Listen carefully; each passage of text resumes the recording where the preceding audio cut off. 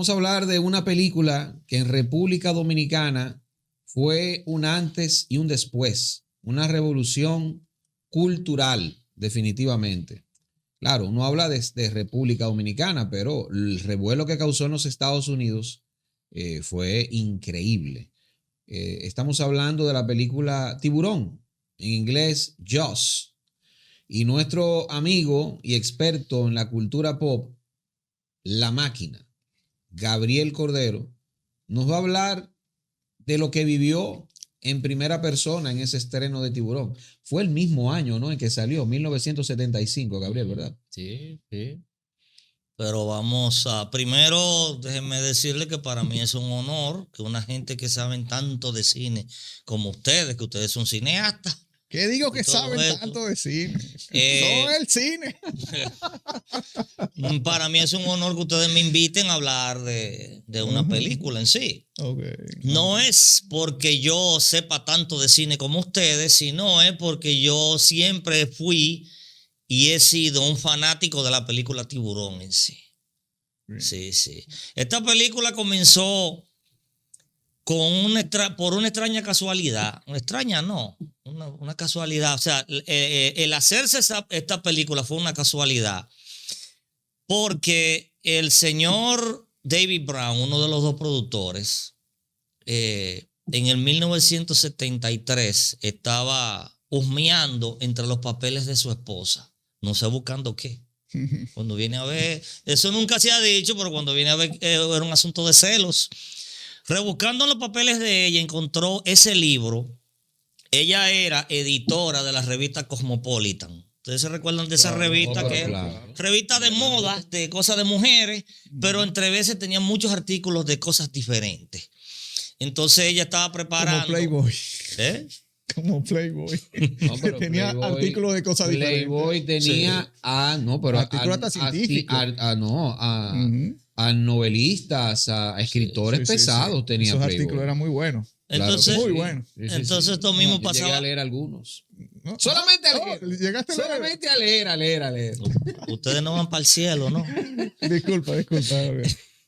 Entonces esto mismo pasaba con Cosmopolitan. Este señor que la esposa era la editora de ahí, ve este libro.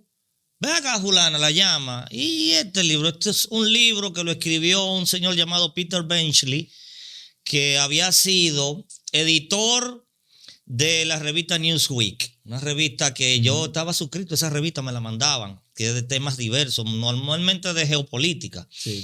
Y también editor de National Geographic. Y había sido escritor de discursos del presidente Lyndon Johnson en los años 60. Trabajaba en la Casa Blanca. Pero su gran pasión era el mar, cosas del mar, los tiburones principalmente. Él estaba obsesionado con un caso que pasó en 1916 con unos ataques de tiburón que hubieron en las costas de New Jersey. Él leyó de eso, investigó sobre eso y se le ocurrió, bueno, yo que soy editor, que le he escrito hasta discursos a presidentes, yo puedo escribir un libro, déjame escribir una novela. Y escribió esa novela, Jaws, así mismo, Mandíbulas. Lo pensaban lanzar dentro de unas cuantas semanas después. Como esta señora, la esposa de David Brown, tenía el libro en su casa, preparando las ediciones para la revista, él la encuentra, le pregunta, ¿qué es esto? Y le llamó la atención que en la portada de Benchley puso una inscripción que decía, esto podría ser una excelente película. Y él, como trabajaba en esa área, él era productor de Universal Pictures. Sí. Okay. Lee el libro, le dice a su compañero de trabajo, Richard D. Zanuck, le dice, léete ese libro, que no ha salido todavía. Los dos lo leen la misma noche, cada uno en su casa.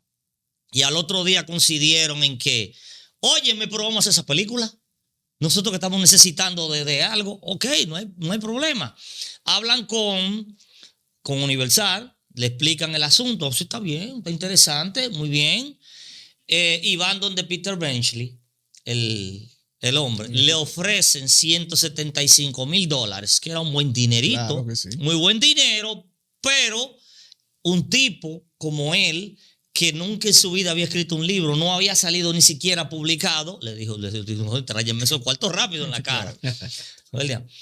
Cuando lanzan el libro se convirtió en un masivo bestseller. Una cosa tremenda durante ese año 74. Se vendió a los americanos, le encantó el libro de una manera y después se puso la mano en la cabeza diciendo, diablo, si esa gente hubieran venido ahora, hubieran tenido que darme 2 o 3 millones.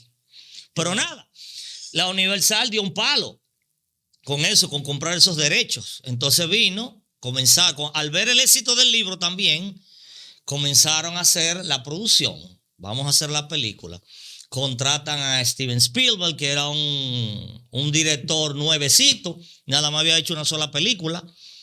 Y a ellos les gustó, pero él era empleado de Universal. Uh-huh. A ellos les gustó mucho la forma en cómo él llevó una película que él había hecho para la televisión, uh-huh, que era El Duelo, con Dennis Weaver. Aquí en Latinoamérica se le conoció como Reto a Muerte. Reto a Muerte. Que era en Venezuela, de Dennis Weaver, que era McCloud, de la serie aquella McCloud, que era del mismo Universal. Exactamente. Que era sobre un camión que estaba persiguiendo ese carro sin ton ni son. No se sabe por qué. Dennis Weaver manejando en su carro. ¿Y qué es esto? Entonces, la manera como él lo llevó, estilo Alfred Hitchcock. Tú ves, ese estilo así. A ellos les gustó. Y como él era su empleado. Uh-huh. Mira, te vamos a asignar esta película. Él había hecho, para el cine, él solamente había hecho de Sugarland Express. Sugarland Express, exacto. Y entonces te asignaron eso. Él dijo, está fuerte. Bueno, pero está bien. Aceptó. Le dan un presupuesto de 3,5 millones uh-huh, para hacerla, porque era una película que quizás no se llevara tanto. Y él propuso, no, pero en vez de ser en una tina grande, simulando el mar, vamos a hacerla en el pleno mar de verdad. Pues está bien. Hasta ahí va bien todo. Todo va bien hasta ahí. Cuando comienza el rodaje, aquí comenzaron los problemas. Ellos alquilaron o se situaron en un lugar por las costas de Boston llamado Martha Vineyard Yard, que era una pequeña isla. Fueron allá, contrataron muchos extras de los moradores, todos los moradores muy contentos, todavía va bien la cosa, pero cuando comienza la filmación, lo primero es que el mar no sabe que están haciendo una película, el mar no tiene que cooperar. Entonces, mandó a construir 2 lanchas, que era la que en la película se ve que cazan al tiburón, porque era una sola, pero él hizo 2 réplicas iguales, porque una iba a ser para hacer las escenas de filmación dentro de la lancha y eso, y otra para hacer que cuando el tiburón la hunde. Bien. Aparte de eso, él necesitaba como 15 o 16 otras lanchas que en el mar, tú filmando, necesitas la cámara, sí, las luces, esto y aquello. Cuando las anclaban, de repente una mañana cualquiera amanecía el mar picado, lo que le llamamos aquí picado. Las lanchas o las embarcaciones se movían de posición. Uh-huh. Ya ahí se daña la cosa. Tienen que venir, anclar de nuevo, colocar a la posición. Entonces, cuando terminaban de todo ese trabajo, ya el sol había cambiado de posición. Tú que has filmado cortometrajes, claro, ¿te das cuenta? Es un dolor de cabeza para la continuidad. Sí. Se perdía un día, se perdía otro día. Luego otro problema. Los actores que no están acostumbrados, que son actores, no son tipos del mar y eso, y muchos que trabajaban en las cámaras y todo ese tipo de cosas comenzaron a sufrir de mareos, vomitadera, todo este tipo de cosas. Insolación, muchas horas ahí, insolándose. Segundo problema. Tercer problema, el tiburón. Como no es igual que una película, como en esos años había una película muy famosa que era La Banda de los Doberman, uh-huh, que eran unos Doberman que lo contrataron, no, que los entrenaron, sí, para asaltar un banco. Sí. Entrenaron Doberman de verdad para hacer la película. Pero aquí estamos hablando de un tiburón blanco. ¿Cómo tú entrenas un tiburón blanco? Hubo que hacer un tiburón mecánico. Para que se calme. Un tiburón mecánico. Quedó muy bonito, muy bien hecho, todo bien. Pero el día que lo prueban por primera vez se hundió. Tuvieron que meterse los buzos al fondo del mar a sacarlo. Tiburón que se hunde. Sí. Tuvieron que repararlo. Arreglaron que todo. Comienzan las filmaciones. Entonces en las filmaciones el tiburón se dañaba cada rato, porque entonces le entraba el agua, el sistema hidráulico adentro se dañaba como si fuera, las piezas se oxidaban por el salitre, la parte de la piel del tiburón que era hecha de goma se deformaban por el agua salada. y eso hacía que se parara la producción. En el fin es que con todos estos problemas, la filmación se extendió. Había sido planeada para que fuera en 55 días, menos de 2 meses. Y el presupuesto de 3,5 millones. Cuando iban como por 40 días, que ya nada más faltaban 20, no habían filmado nada casi. 2, 3 escenas. Entonces los moradores, que estaban muy contentos al principio, porque inclusive los contrataban de extras, y el precio de los extras en aquella época era como $1.50 por día, y esto le estaban dando $3 diarios. No, $3 la hora, $3 la hora, Sí, sí. ¿verdad? Eso, estaban contentos, pero al pasar todo este tiempo, ya los moradores comenzaron a desesperarse. Que cuando que esta gente se va, no tienen el pueblo inundado. Fue tanto así que en una ocasión un grupo de moradores se paró en la casa donde estaba hospedado Steven Spielberg y le tiraron ahí una balsa de tripas de pescado. Allá terminen esto. El caso es, como les dije, cuando tenían 40 y pico de días no habían filmado nada y ya los cuartos estaban casi gastados, los 3 millones. Entonces, pero el espíritu, el tesón, la perseverancia de Steven Spielberg lo hacía seguir. Él le sacaba provecho a las ocasiones en cuando el tiburón se le dañaba, el tiburón mecánico. Él decía, pero yo puedo aplicar el asunto de Alfred Hitchcock, de no presentar tanto al tiburón y presentar más a la víctima cuando es atacada, o los ojos del tiburón, no los ojos del tiburón, sino lo que el tiburón miraba. La aleta. Todo ese tipo de cosas. Entonces le sacó provecho y se mantuvo firme. Pero cuando se acabaron los 55 días de plazo, que no había nada firmado, y hubo que seguir inyectándole dinero a la película, y llegaron hasta el día 150. 150. 150 días, ¿cuántos son? Son como 6 meses todavía ellos filmando. Entonces los productores ejecutivos, no los productores Zanuck y Brad, no, los ejecutivos, los dinero, comenzaron a dar boche y a meter presión. Se aparecía en el set de grabación, cosa que no lo hacen ellos nunca. Todos los días se le aparecían a Steven Spielberg de este estilo, con la mano puesta aquí. ¿Qué es lo que está pasando? ¿Qué es lo que va a hacer? Mira, reduce ahí, reduce. Y Steven Spielberg tuvo que pararse en 2 patas y enfrentarlos prácticamente para que lo dejaran trabajar. Pues él no cambió guión. Él lo que hacía era que él, por ejemplo, contrató a Peter Benchley, el escritor del libro, y a Carl Gottlieb, que era un escritor de guiones de cómicos, de películas cómicas, para que lo ayudara también a suavizar un poco los diálogos, para que la película no fuera como tan seca, tan cruda, tan dolorosa, que le pusiera un poco de humor. Se sentaban todas las noches ellos a reescribir el guión y arreglar cosas. Y él luchando en esa lucha con los productores, espérese tranquilo. Y ellos siguieron, bueno, ya se ha gastado mucho dinero, vamos a seguir. Ellos siguieron invirtiendo dinero. Él decía en entrevistas luego que él sentía una presión tan grande que él pensaba, no, aquí se acabó mi carrera ya. Cuando esto salga, si esta película después es un fracaso, porque el libro fue muy bueno, pero y si a la gente después la película, nada, ya, mi carrera se acabó aquí. Bueno, el caso es que pasaron 1 año entero filmando hasta que por fin terminan. Cuando terminan, la gente de Universal Pictures, los productores dijeron, bueno, vamos a invertirle un dinero fuerte a esto.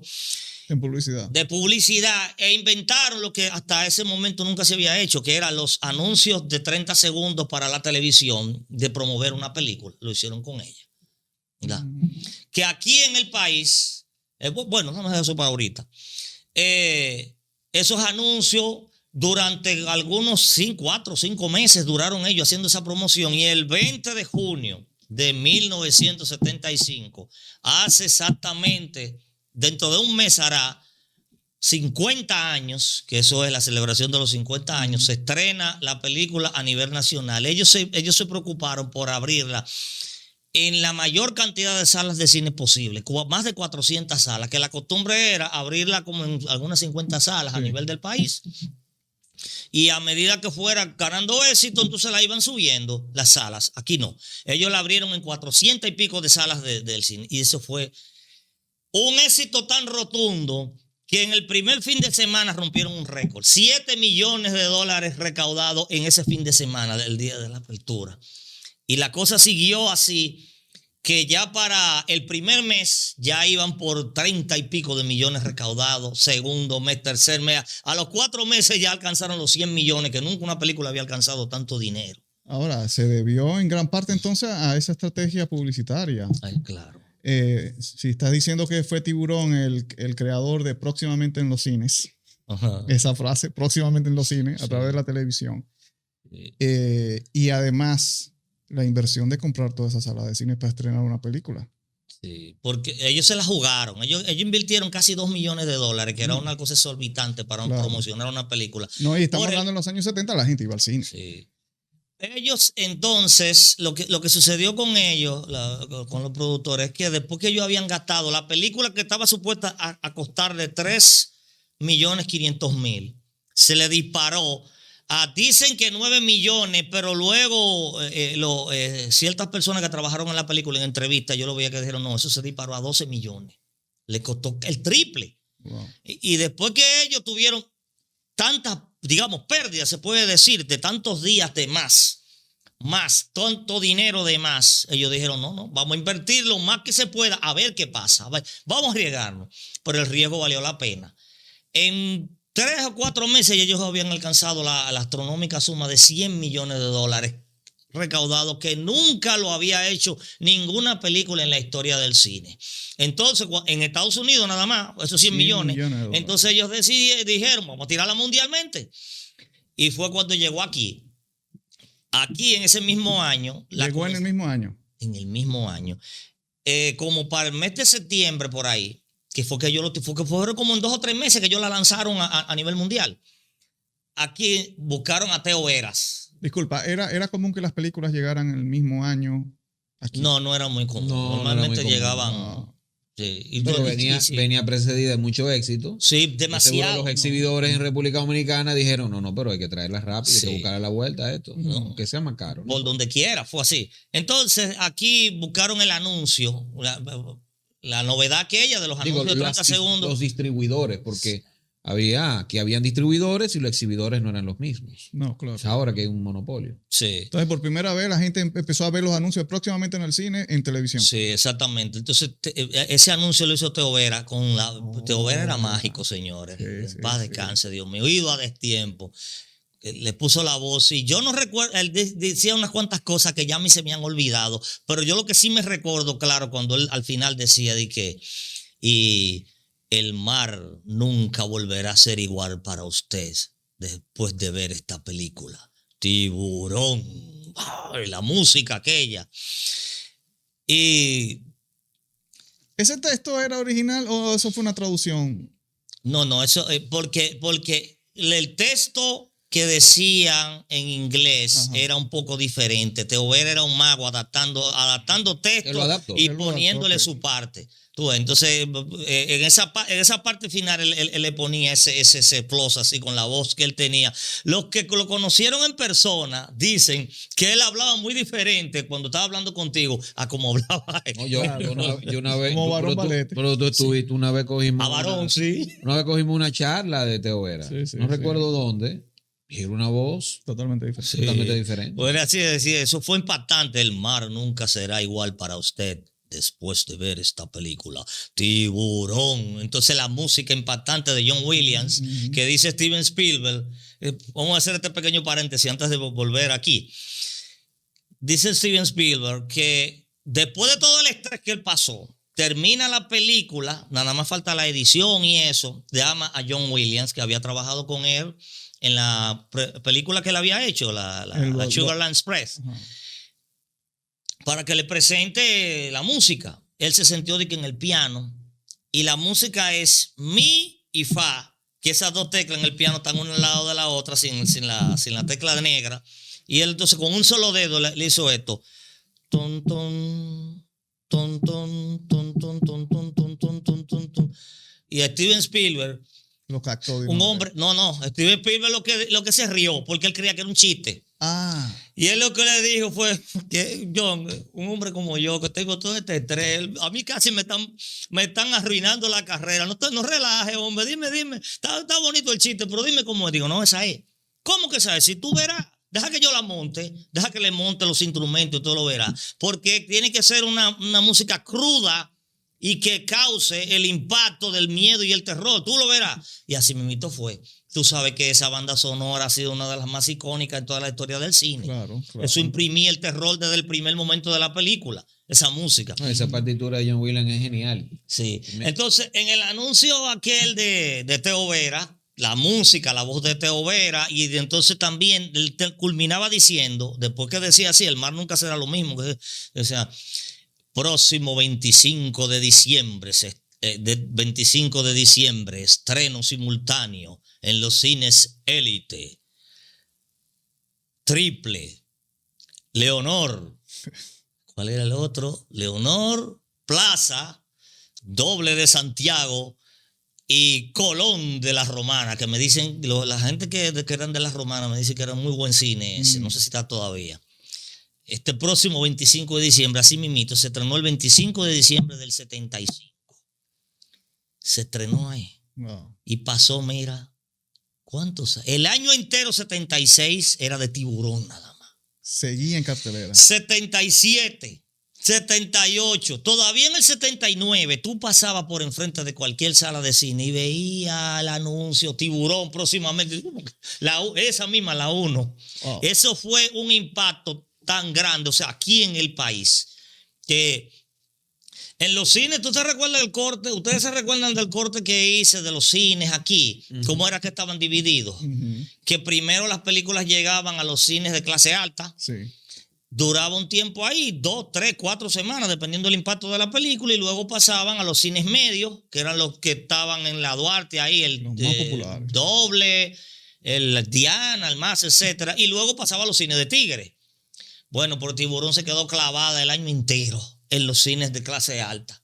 Entonces la gente de clase baja se tiraba para esos cines porque que la película duró 6, 7, 8 meses ahí, porque no subía, porque era todos los días las salas llenas. No había forma de verla si no era ahí. Si no era ahí. Ahora, vino a llegar como en el 77 fue que vino a subir al doble. Al doble y al Diana y el Balani no existía todavía. Todo ese tiempo, cuando vino a llegar a los cines del tigueraje, los cines al aire libre, fue como en el 78, casi en el 79. Wow. Sí, porque que era un impacto. La gente, es verdad lo que dijo Teo Vera, la gente no quería ir a la playa. La gente le cogió hasta miedo ir a la playa. Porque una película que comienza desde el principio, que la primera escena que tú ves es la mirada del tiburón recorriendo el reino que domina, como decía Rubén Blades.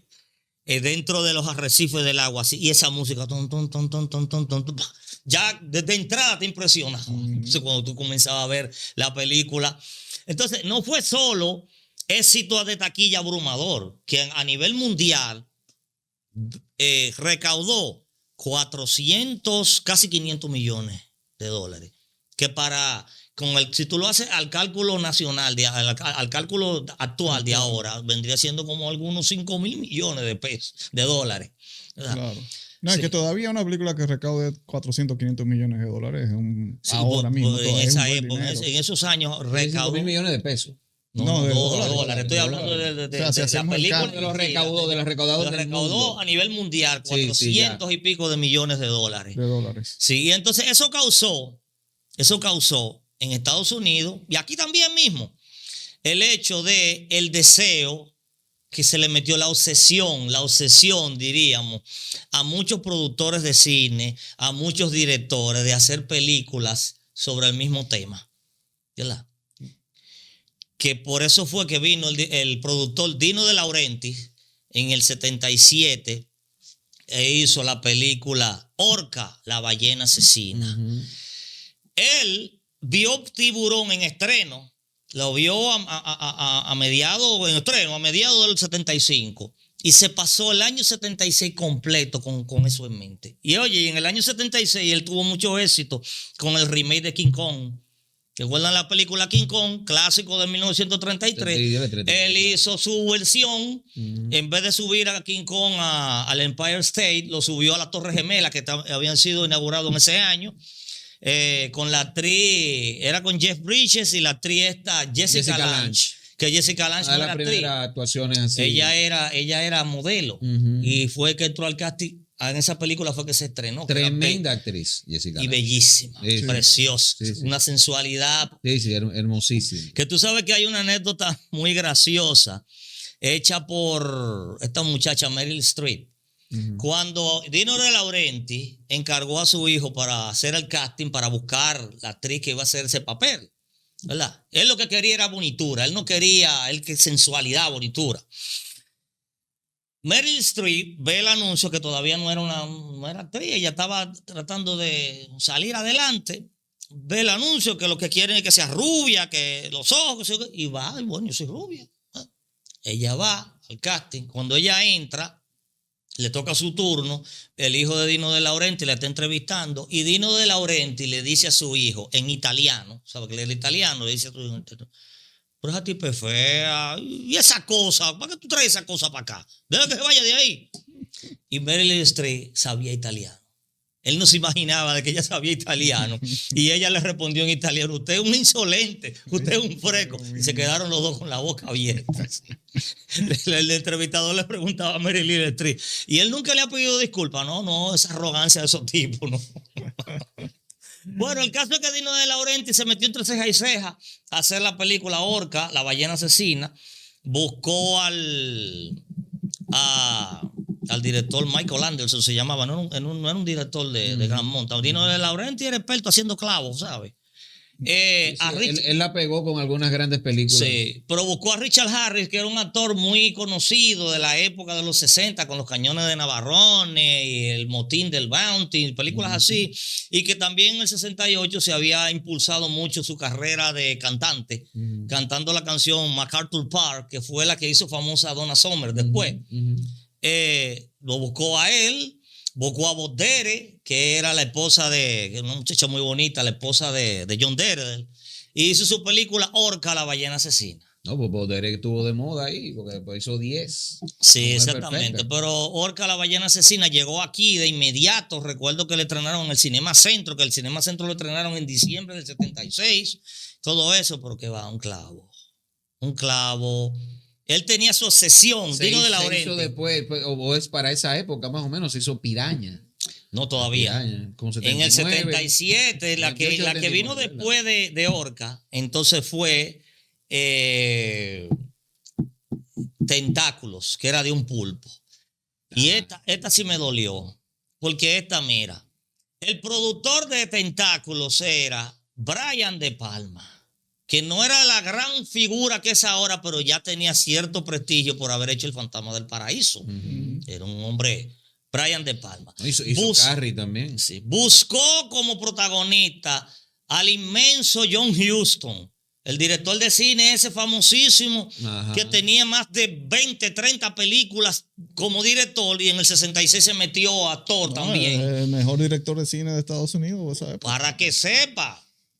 Su primera película, la primera película que hizo en los 40, El Halcón Maltés, considerada una obra maestra del cine. Tiene varias.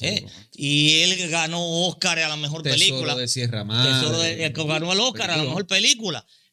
Dirigió a grandes gente como Humphrey Bogart, el emisario de Macintosh con Paul Newman, el hombre que sería Rey con Sean Connery y Michael Caine, tremenda película. Bueno, pues lo buscó, Brian De Palma buscó a David Huston para que fuera el actor principal de esta película Tentáculos. Ahí también trabajó Bob Hawkins, muy famoso él también. Y Shelley Winter, una muy buena actriz que había ganado 2 Óscares inclusive. Tú sabes que no es más ganar 2 Óscares. 2 Óscares como actriz de reparto, pero 2 Óscares en fin, Shelley Winter. Y para que se caigan para atrás, ahí también en esa película estuvo trabajando uno de los más grandes de todos los tiempos, el inmenso Henry Fonda. Ustedes saben quién es Henry Fonda, papá de Jane Fonda y de Peter Fonda. Actorazo, pero que él era no solo un actorazo, que ese señor, la academia en su conteo de los 100 mejores actores de todos los tiempos, lo pone a él en el número 6. Le dio la mejor película a Alfred Hitchcock. Exactamente. Pues esa película, con esta constelación de estrellas, producida por Brian De Palma, John Huston, Shelley Winter, Henry Fonda, Bob Hawking, Tentáculos. Qué maldito clavo. ¿Sabes lo que un clavazo? Por un clavo. También llegó aquí en la época, ya tú sabes, a Razón el cinema. A Razón no. La pusieron en el Cinemacentro, Triple, cosas. Y después subió de una vez para los cines medios. Y a los cines de Tigre también llegó de una vez porque es que la gente no le hizo caso. Así como no le hizo gran caso a Orca, la ballena asesina, tampoco está Tentáculo. Después ahí mismo vino, en el mismo año, la película Barracuda. Que Barracuda es sobre una barracuda. Esa, si las dos anteriores fueron un clavo, esta era un tornillo, un tornillo de un camión majiruteo. Y era esa. Pero tú sabes lo que una película era tan mala que no pudieron sostener el guión durante la película. La última media hora de la película. Barracuda buena para mí es la canción de Heart. Sí, que no tiene nada que ver con la película. No, la gente la confundía, pensaba que tenía que ver, no tiene nada que ver con la película. No, yo sé que no tiene nada que ver, pero el único Barracuda, el único que me gusta de Barracuda es. Oye, Barracuda era tan mala que la última media hora de la película se volvió una investigación policial, una tiradera de tiros. La Barracuda no se vio más nunca de lo mala que fue. ¿Cuándo salen del mar? Porque yo sé que lo intentaron mucho en el mar para lograr tratar de emular el éxito de Tiburón. Sabemos que eso no dio resultado, pero salieron del mar, empezaron a buscar hasta las abejas. Sí, no, y en ese mismo año inclusive, los perros. En ese mismo año tú sabes lo que hicieron. Porque piraña en río. Sí. O sea, pues ellos salieron del mar, pero no para el río. Sí, pero piraña fue todo lado. Pero en ese mismo año, 77, ahí, hicieron la misma Universal Pictures, porque ellos mismos también querían hacer lo mismo. Ajá. Hicieron una película que se llamaba El Auto, que era de un carro asesino, así como el Tiburón, era la misma temática, no tenía ni que nada que ver, pero la gente aquí la asumió, no, esto es una imitación de Tiburón, película mala también, horrible. Sí. Para el 78 entonces vino Piraña, que esa fue con el director Joe Dante, que se hizo famoso que después. Tiene unas cuantas películas buenas. Él se hizo famoso en los 80 con Gremlins. Con los Gremlins, sí. A mí me encanta Gremlins. Y por eso... la 1 y la 2 me gustan mucho. Sí, me gustan mucho. Fue buena. Me gustan mucho la 1 y la 2. Por eso Piraña no fue tan mala. Fue con el actor Bradford Dillman, que era muy querido por Armando Almanza. Armando Almanza lo apreciaba, lo ponderaba mucho, lo aupaba mucho. Ya en su decadencia hizo esta película. Joe Dante hizo un trabajo más o menos aceptable. No era tan mala como estas otras anteriores. Piraña no fue tan mala. Pero ya viendo el fracaso, diríamos, porque la película no, esas películas así no dejaban pérdida, pero tampoco ganaban. Oye, como era la moda, la gente iba, pero en las primeras semanas se recaudaba más o menos, ya empataban y después ya la gente dejaba de ir. Por eso Piraña no la trajeron aquí en el mismo 78. Yo recuerdo que llegó aquí en estreno con el anuncio de Teo Vera también, que recuerdo que él entonces aquí decía de que Piraña, desde entonces el agua es una trampa mortal. Pero bueno, ya tú sabes. En el 80 la vi yo en el Balani, que ya el Balani ya lo habían inaugurado en el 78, por el 79. Ahí vi yo a Piraña, y Piraña sí fue más o menos regular. Pero ¿qué va? Ninguna se le asemejó ni por los tobillos a Tiburón, ni en calidad, ni en el éxito comercial. Entonces Universal Pictures en el 78 dijo, no, pero vamos a hacer la segunda parte. Entonces hicieron a Tiburón 2, que no contaron ahí con Steven Spielberg, porque Steven Spielberg primero alegó de que no, es que hacerle una secuela, una segunda parte a una película que ha sido un gran éxito es como dañar la historia. Después en otra ocasión, en otra entrevista, dijo que no, lo que pasa fue que él pasó un momento tan traumático en la filmación, en el mar y todo eso, que ya no quiere volver a pasar por eso. Y después Las dos razones son son de válidas. peso y son Y válidas. después la tercera que dio fue de que él estaba muy ocupado con encuentros cercanos del tercer tipo. ¿Se recuerdan de esa? Que es su Claro. primera película del espacio, así, de eso. Terrestre. Sí, que también fue un gran éxito. Uno de sus héroes, François Truffaut, estuvo ahí en el elenco. También Richard Dreyfuss. Richard Dreyfuss, que estaba. ¿Qué es Richard Dreyfuss que se pronuncia? Fue Dreyfuss. Dreyfuss, Bueno, sí. pues Richard Dreyfuss estuvo también en Tiburón. Sí, en Tiburón estuvo, estaban esos tres, Roy Scheider, Roy Scheider, Richard Dreyfuss. Richard Dreyfuss y Robert Shaw. Ajá, Robert Shaw. Robert Que Shaw. Robert Shaw murió en el 78 mismo y casi no disfrutó mucho de ese super éxito, porque después de eso ellos se convirtieron en actores célebres. Sí, claro. A Roy Scheider le fue muy bien después. Sí, Roy Scheider. Al mismo año siguiente. Roy Scheider inclusive rodó aquí la versión estadounidense del Salario del Miedo. Sorcerer, se fue el título, dirigida por William Friedkin, que se rodó en República Dominicana, creo entre Villa Altagracia. William Friedkin, el del Bonao. exorcista. Sí, William Friedkin, que de hecho él dio unas declaraciones cuando se rodó la película, yo creo que ya fuera de República Dominicana, donde decía que aquí no se vivía una democracia. El gobierno de Balaguer, los 12 años. Ese Aquí, fue Roy Scheider. Roy Scheider dijo aquí, este país no vive en democracia, le dio durísimo. Ya tú sabes cómo estaba la gente de la Paramount. Pues el tiburón lo fue el que lo catapultó. Lo buscaron a él, Sí, claro, sí, para sí, hacer Roy el mismo personaje del jefe Brody en la parte 2. Exactamente. Steven Spielberg no pudo, o sea, no quiso. No quiso, dijo no ya. Steven Spielberg estuvo a punto de entrar a otra Él vio la posteridad, dijo no, yo no voy a ensuciarme con esa vaina. Él estuvo a punto de volver. Porque el director original que eligieron para hacer Tiburón 2, John Hancock,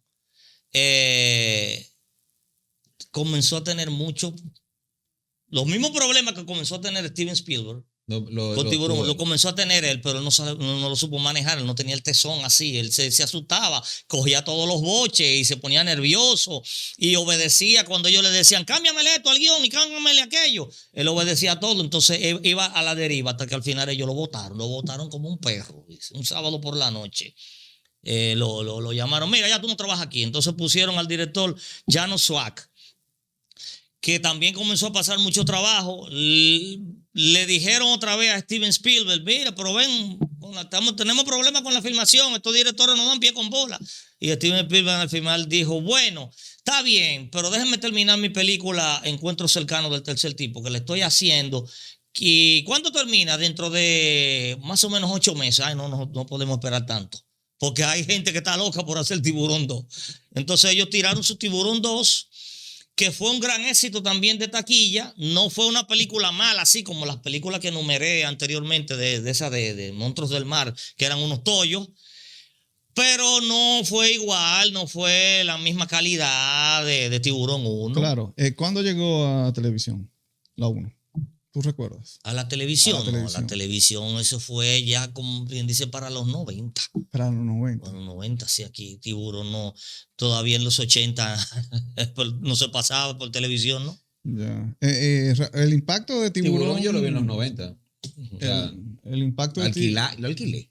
El impacto de Tiburón fue un impacto igual para todos los países de la región. Pero yo Para recuerdo todos los países. que en Venezuela, en los 80, hizo un gran daño a la película al turismo. Venezuela en los 70 y en los 80, la isla de Margarita, todavía aquí esto no estaba muy desarrollado a nivel turístico. Margarita era como decir Punta Cana ahora mismo. Sí. Y tuvo un impacto la película inmediatamente en la baja del turismo a Margarita. Tanto así que el gobierno tuvo que implementar unas medidas de incentivo para que la gente volviera al mar.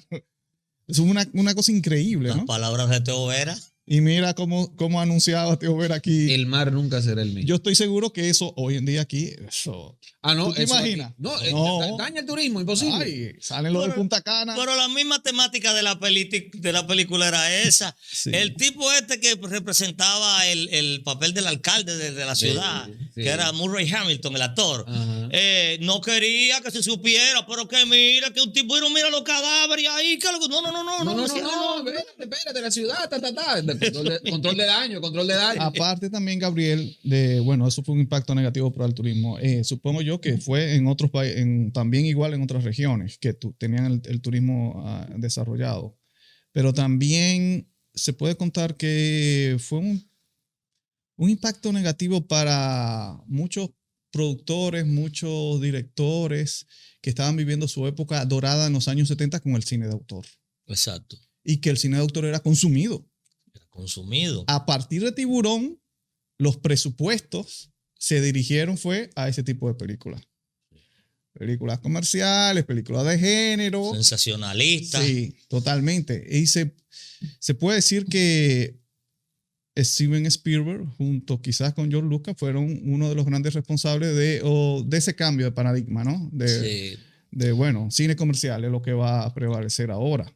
Porque entonces ahí en el 77 vino la Guerra de las Galaxias. Sí, exacto. Otro mega... Claro, y mira, es curioso lo de Spielberg y lo de Truffaut, porque Truffaut, un gran defensor de Alfred Hitchcock, y mira las casualidades, ¿no? De que tú dices que Spielberg tomó elementos de Alfred Hitchcock para implementarlo en esta película, y luego como en el encuentro cercano, Spielberg trabaja con Truffaut, pero es que Truffaut le está enseñando al mundo ahí, este es el relevo, este es el nuevo Hitchcock.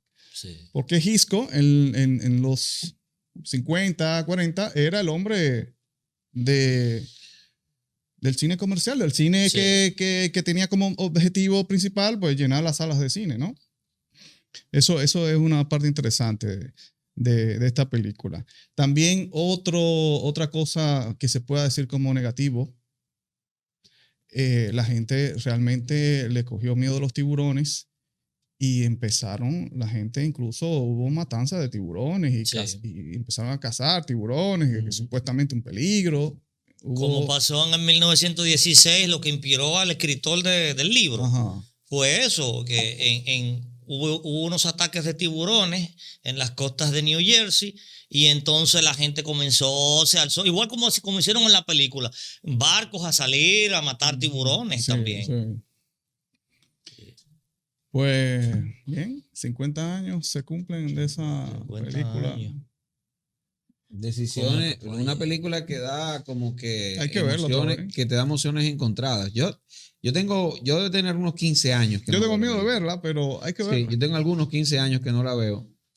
Pero lo que es cierto, sí es cierto, es que Tiburón fue la película que por su carga promocional, que por su estilo, porque era una película que le buscan la vuelta a algunos analistas y le dan un sustrato político, pero yo creo que en sentido estricto no tenía una intencionalidad política. Fue el filme que definitivamente acabó con esa época para mí la mejor época de Hollywood, ¿no? Cuando los artistas, los directores regían los destinos de Hollywood. Cuando Francis Ford Coppola con American Zoetrope decidía la película que quería hacer, ¿no? Cuando Martin Scorsese pues debuta en grande y marca el camino con películas como Mean Streets. Bueno, posteriormente ya lo hace con Taxi Driver, que es la época post-Tiburón, ¿no? Pero la época de ese Hollywood dorado entre el 67 y el 75, digamos así, ¿no? Sin interrupciones, hasta Tiburón, pues Tiburón marcó un antes y un después, ¿no? Porque rompió esa inercia. Rompió ese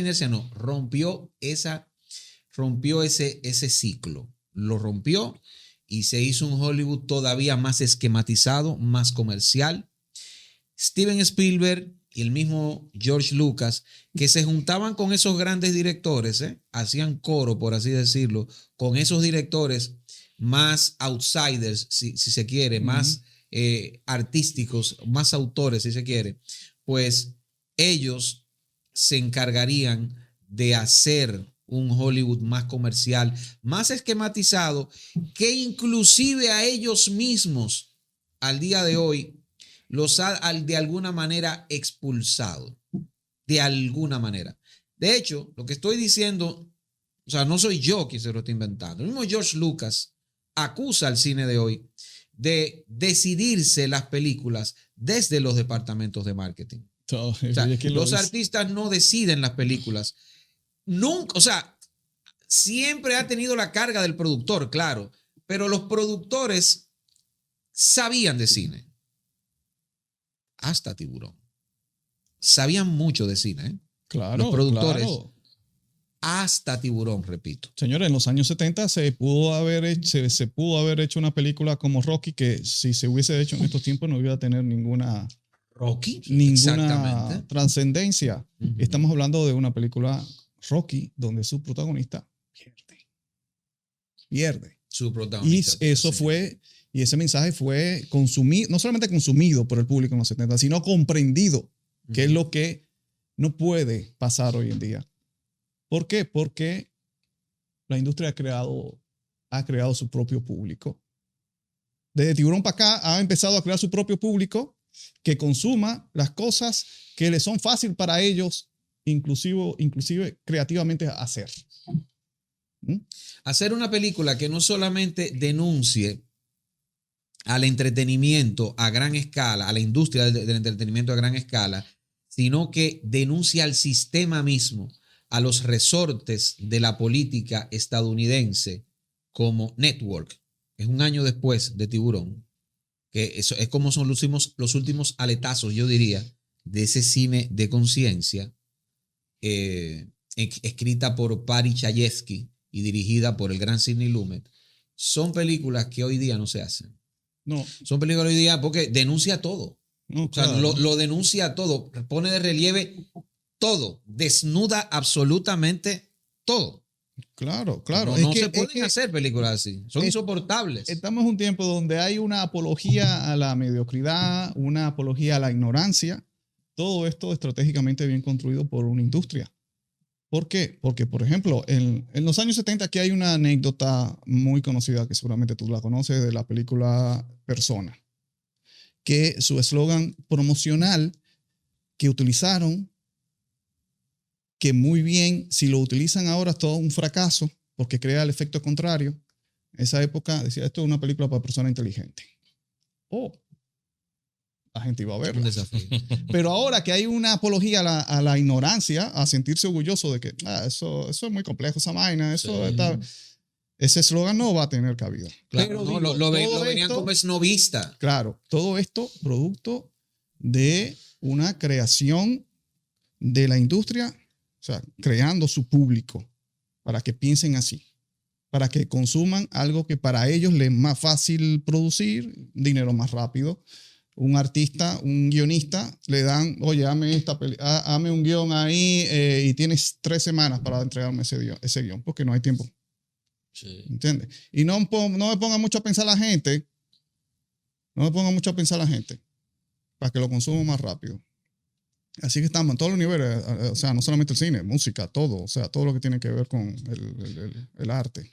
Pero recuérdense de algo, por ejemplo, de esa misma época, otro mega hits, super éxito mundial, Fiebre del Sábado por la Noche.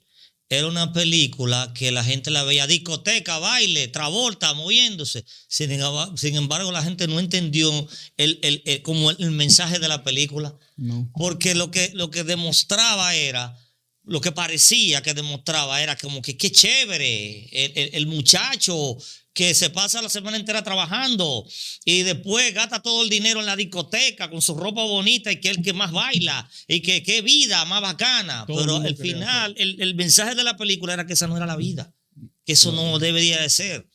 Travolta, si tú lo analizabas, era un tipo desagradable porque él era el jefe del grupito de la pandilla y él ni hablaba con ellos. Él los miraba todo por encima del hombro. Ellos cherchando al lado de él y él callado, así como pensativo, porque él vivía en otro mundo, porque él se creía lo último.